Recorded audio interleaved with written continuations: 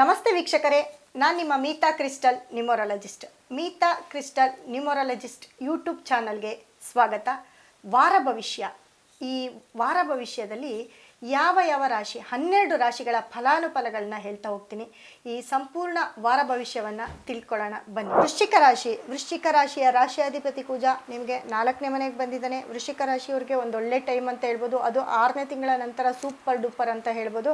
ವೃಶ್ಚಿಕ ರಾಶಿ ನೋಡಿ, ರಾಶಿಯಾಧಿಪತಿ ಕುಜ 4ನೇ ಮನೆಯಲ್ಲಿ, ಅದರಲ್ಲೂ ಬುಧನ ಜೊತೆ ಇರೋದ್ರಿಂದ ಎಲ್ಲೋ ಒಂದು ಕಡೆ ನರಗಳ ಒಂದು ತೊಂದರೆ ಅಷ್ಟೇ, ಒಂದು ತಲೆನೋವು, ಒಂದು ಕುತ್ತಿಗೆ ನೋವು, ಕಾಲು ನೋವು, ಈ ಥರದ್ದೊಂದು ಸಮಸ್ಯೆ ಬರ್ಬೋದು. ಆದರೆ ಸೂರ್ಯ, ಬುಧ, ಕುಜ, ರಾಹು ಇರೋದ್ರಿಂದ ವೃಶ್ಚಿಕ ರಾಶಿಯವರಿಗೆ ತುಂಬ ಯೋಗನೆ ಅಂತ ಹೇಳ್ಬೋದು. ಯಾಕಂದರೆ 4ನೇ ಮನೆ ಸತತ 5ನೇ ಮನೆಯಲ್ಲಿ ಕೂಡ ಶುಕ್ರ ಮತ್ತು ಶನಿ 4ನೇವನಾಗಿ 3ನೇವನಾಗಿ 4ನೇವನಾಗಿ ಶುಕ್ರನ ಜೊತೆ ಶನಿ ಸೇರಿರೋದ್ರಿಂದ ನಿಮ್ಮ ಮನೆಯಲ್ಲಿ ಯಾವುದಾದ್ರೂ ಬರಬೇಕಾಗಿರೋವಂಥ ಒಂದು ಹಣ ಬರುತ್ತೆ. ಮತ್ತು ನೀವು ಯಾವುದಾದ್ರೂ ಪ್ರಾಪರ್ಟಿ ತೊಗೊಳೋದಿದ್ರೆ ಪ್ರಾಪರ್ಟಿ ತೊಗೊಳ್ತೀರಾ. ಮತ್ತು ಎಲ್ಲೋ ಒಂದು ಕಡೆ ಯಾವಾಗೋ ಇನ್ವೆಸ್ಟ್ ಮಾಡಿರ್ತೀರ, ಅದು ಏನಕ್ಕೋ ಒಂದು ಕಡೆ ಕೊಟ್ಬಿಟ್ಟಿರ್ತೀರ, ಅದು ಕೂಡ ಎಲ್ಲೋ ಒಂದು ಕಡೆ ನಿಮಗೆ ಲಾಭವಾಗಿ ಬಂದು ಸೇರುವಂಥ ಚಾನ್ಸಸ್ಸು ಅತಿ ಹೆಚ್ಚಿರುತ್ತೆ ವೃಶ್ಚಿಕ ರಾಶಿಯವರಿಗೆ. ಜೊತೆಗೆ ನೋಡಿ, ನಿಮಗೆ ಗುರುವಿನ ದೃಷ್ಟಿ ಬಂದು ನಿಮಗೆ ಗುರುವಿನ 5ನೇ ದೃಷ್ಟಿ ನಿಮಗೆ 12ನೇ ಮನೆ ಅಂದರೆ ನಿಮ್ಮ ಹಿಂದೆ ಮನೆ 12ನೇ ಮನೆಗೆ ಬೀಳುತ್ತೆ. ಜೊತೆಗೆ ನಿಮಗೆ 2ನೇ ಮನೆ ಅಂದರೆ ಧನಸ್ಥಾನಕ್ಕೆ ಕೂಡ ನಿಮ್ಮ ಗುರುವಿನ ದೃಷ್ಟಿ ಬೀಳುತ್ತೆ. ಮತ್ತು ಶನಿ ದೃಷ್ಟಿ 10ನೇ ದೃಷ್ಟಿ ಕೂಡ ನಿಮ್ಮ ಧನಸ್ಥಾನಕ್ಕೆ ಬೀಳೋದ್ರಿಂದ ಎಲ್ಲೋ 1% ನೀವು ಕಳ್ಕೊಳ್ಬೋದು. ಆದರೆ 90% ನಿಮ್ಮ ಕೈ ಸೇರೋವಂಥ ಚಾನ್ಸಸ್ಸು ಅತಿ ಹೆಚ್ಚಿರುತ್ತೆ. ಯಾಕಂದರೆ ನಿಮಗೆ ಕುಜ ಮತ್ತು ಸೂರ್ಯ, ಬುಧ ಕೂಡ ನಿಮಗೆ ಸಪೋರ್ಟ್ ಮಾಡ್ತಾರೆ. ಜೊತೆಗೆ ನಿಮ್ಮ ರಾಶಿಯಾಧಿಪತಿ ಕುಜ ಕೂಡ ತುಂಬ ಅಂದರೆ ಸೂರ್ಯನ ಜೊತೆ ಸೇರಿಕೊಂಡಾಗ ಏನಪ್ಪ ಆಗುತ್ತೆ ಅಂತಂದರೆ, ಅದು ಶನಿ ಮನೆ ಆಗಿರೋದ್ರಿಂದ ಎಲ್ಲಿ ನೀವೇನೇ ಪ್ರಾಪರ್ಟಿ ವಿಷಯ ಆಗಿರ್ಬೋದು, ಅಥವಾ ನೀವೇನೇ ದುಡ್ಡು ಕಾಸು ವಿಚಾರ ಆಗಿರ್ಬೋದು, ಎಲ್ಲೇ ಹೋಗಿ ಮಾತಾಡಿದ್ರು ಈ 1 ಅಥವಾ 2 ಟೇಕಲ್ಲಿ ನಿಮಗೆ ಓಕೆ ಆಗ್ತಾ ಬರುತ್ತೆ. ಎಲ್ಲೋ ಒಂದು ಕಡೆ 1% 2% ಕಮ್ಮಿ ಆಗ್ಬೋದು, ಆದರೆ ತುಂಬ ಲಾಭ ಅಂತ ಬರುವಂಥ ಟೈಮು ಇದೇ ಆಗಿರುತ್ತೆ. ಮತ್ತು ಮಕ್ಕಳು ಅಂತ ಬಂದಾಗ ಮಕ್ಕಳ ವಿಚಾರದಲ್ಲಿ ಸ್ವಲ್ಪ ಅಸಮಾಧಾನ ಇರುತ್ತೆ. ಯಾಕಂದರೆ ಮಕ್ಕಳು ಎಲ್ಲೋ ಹೇಳಿದ ಮಾತು ಕೇಳ್ತಾ ಇಲ್ಲ, ಅಥವಾ ಮಕ್ಕಳು ಮಾತು ನೀವು ಕೇಳ್ತಿಲ್ಲ. ಈ ಮಕ್ಕಳ ನಿಮ್ಮ ಮಧ್ಯೆ ಸ್ವಲ್ಪ ಇರಿಸು ಮುರುಸು ಇರುತ್ತೆ.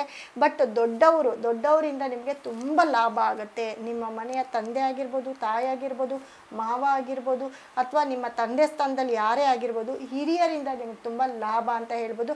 ಮತ್ತು ಅವರ ಆಶೀರ್ವಾದನೂ ಕೂಡ ತುಂಬ ಇರುತ್ತೆ ಅಂತ ಹೇಳುತ್ತೆ. ಮತ್ತು ಹಿರಿಯರ ಹಳೆ ಆಸ್ತಿ ಸಿಗುವಂಥ ಚಾನ್ಸಸ್ಸು ಹೆಚ್ಚಿರುತ್ತೆ. ಮತ್ತು ಮನೆಯಲ್ಲಿ ಯಾವುದಾದ್ರೂ ಶುಭ ಕಾರ್ಯ ನಡೆಯುವಂಥ ಈ ವಾರದಲ್ಲಿ ಯಾವುದಾದ್ರೂ ಒಂದು ಶುಭ ಕಾರ್ಯ ಮಾಡೋದು, ಅಥವಾ ಯಾವುದಾದ್ರೂ ಒಂದು ಟೆಂಪಲ್ ವಿಸಿಟ್ ಮಾಡೋದಾಗಿರ್ಬೋದು, ಅಥವಾ ತೀರ್ಥಯಾತ್ರೆಗೆ ಹೋಗುವಂಥ ಚಾನ್ಸಸ್ಸು ಅತಿ ಹೆಚ್ಚಿರುತ್ತೆ ವೃಶ್ಚಿಕ ರಾಶಿಯವರಿಗೆ. ಯಾಕಂದರೆ ಈ ವಾರ ನಿಮ್ಮದೇ ವಾರ ಆಗಿರೋದ್ರಿಂದ ಖಂಡಿತ ನಿಮ್ಗೆ ಒಳ್ಳೆಯದಾಗುತ್ತೆ. ಯಾವುದ್ರಲ್ಲೂ ಸೋಲಿಲ್ಲ ಅಂತ ಹೇಳ್ಬೋದು. ಆದರೆ ನಿಮ್ಮ ಮನಸ್ಥಿತಿ ಸ್ವಲ್ಪ ಕೇರ್ಫುಲ್ಲಾಗಿ ಇಟ್ಕೊಳ್ಬೇಕಾಗತ್ತೆ. ಯಾಕಂದರೆ ಈ ಚಂದ್ರ ಬದಲಾಗ್ತಾ ಹೋಗ್ತಾನೆ. ಆಗ ಏನಪ್ಪ ಆಗುತ್ತೆ ಅಂತಂದರೆ, ಕೆಲವೊಂದು ವಸ್ತುನ ನೀವು ನಿಮ್ಮ ಒಂದು ಇಷ್ಟದ ಪ್ರಕಾರ ನೀವು ತೊಗೊಳಕ್ಕೆ ಹೋಗ್ತೀರಾ, ಅಥವಾ ನಿಮ್ಮ ಇಷ್ಟದ ಪ್ರಕಾರ ಒಂದು ಗೈಡೆನ್ಸ್ ಇಲ್ದಿರ ಯಾವುದಾದ್ರೂ ಒಂದು ವಸ್ತುವಾಗಲಿ, ಏನೇ ಒಂದು ವಿಚಾರ ಆಗಿರ್ಬೋದು, ಸಡನ್ನಾಗಿ ಏನಾದರೂ ಮಾತು ಕೊಟ್ಬಿಟ್ರೆ ಖಂಡಿತ ಅಲ್ಲೆಲ್ಲೋ ಒಂದು ಕಡೆ ಸಿಕ್ಕಾಕೊಳ್ತೀರಾ ಅಂತ ಹೇಳ್ಬೋದು. ಹಾಗಾಗಿ ಯೋಚನೆ ಮಾಡಿ ಸ್ವಲ್ಪ ನಿಮ್ಮ ನಿರ್ಧಾರ ತೊಗೊಂಡ್ರೆ ತುಂಬ ಒಳ್ಳೆಯದಾಗುತ್ತೆ. ಮತ್ತು ನೀವು ಈ ವಾರ ಯೂಸ್ ಮಾಡಬೇಕಾಗಿರೋವಂಥ ಒಂದು ಪರ್ಟಿಕ್ಯುಲರ್ ಕಲರ್ ಅಂತಂದರೆ ಅತಿ ಹೆಚ್ಚು ನೀವು ರೆಡ್ಗೆ ಹೋಗ್ಬೋದು. ರೆಡ್ ಕಲರ್ ತುಂಬ ನಿಮಗೆ ಪಾಸಿಟಿವ್ ಕೊಡುತ್ತೆ. ಮತ್ತು ಯೆಲ್ಲೋ ಕಲರ್ ಕೂಡ ನಿಮಗೆ ಅತಿ ಹೆಚ್ಚು ಪಾಸಿಟಿವ್ ಕೊಡುವಂಥ ಒಂದು ಬಣ್ಣ ಆಗಿರುತ್ತೆ. ಜೊತೆಗೆ ಯೆಲ್ಲೋ ಮತ್ತು ರೆಡ್ ಮಿಕ್ಸ್ ಹಾಕ್ಕೊಂಡಾಗ ಖಂಡಿತ ನಿಮಗೆ ಅದರ ವೈಬ್ರೇಷನ್ನು ಬಹಳ ಅತಿ ಹೆಚ್ಚು ಇರುತ್ತೆ.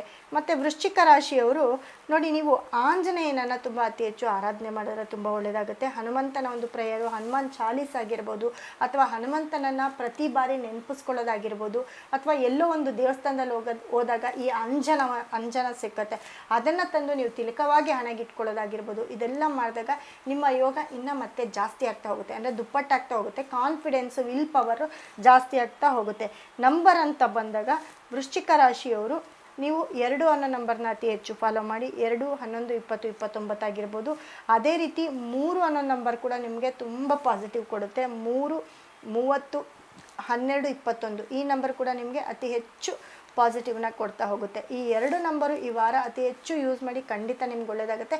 ಮತ್ತು ಗುರುವಿನ ಒಂದು ಸ್ಟೋನ್ ಆಗಿರ್ಬೋದು, ಗುರುಗ್ರಹಕ್ಕೆ ಸಂಬಂಧಪಟ್ಟಂಥ ಬ್ರೇಸ್ಲೆಟ್ ಆಗಿರ್ಬೋದು, ಇದನ್ನು ನೀವು ಯೂಸ್ ಮಾಡಿದ್ರೆ ಖಂಡಿತ ನಿಮ್ಗೆ ಒಳ್ಳೆಯದಾಗುತ್ತೆ.